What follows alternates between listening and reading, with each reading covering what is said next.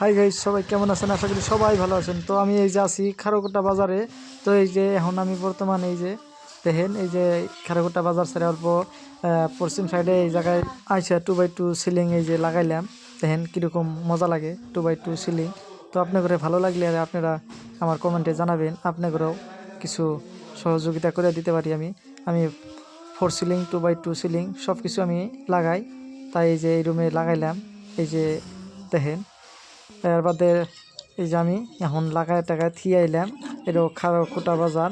তো এই খারকুটা বাজারে আসলাম, এসে এখন এই যে দেখেন চাটা খাইলাম।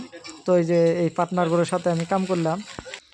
পার্টনারটা কামটা নিছিল, তারপরে আমি এসে তাকে করে দিলাম 2x2 সিলিংয়ের কামটা ক্লিয়ার করলাম। করার বাদে এখন খাওয়া দাওয়া করলাম, চাটা খাই দিয়ে এখন আমি রুমজুলি মিক গেতাছি।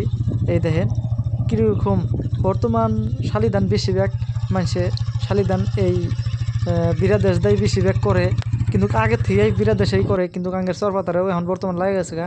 তো এই যে এটা মেন রাস্তা, এই মেন রাস্তায় আমি উঠলাম। এটা হইলো রুমজুলি গেতাছি মেন রাস্তা দিয়া, আপনারা দেখেন। তো মেন রাস্তাটা 4 লাইন রাস্তা হইতেছে। তো ওই সাইড দিয়ে এই যে বড় সড়ো কালভার সার্ভার বহার লাগে।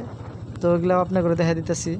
এই যে আমার বেশিরভাগ অর্থপাতি নাই, আমার তো 2টা অর্থপাতি নিয়ে এসে 2x2 সিলিংটা লাগাইলাম।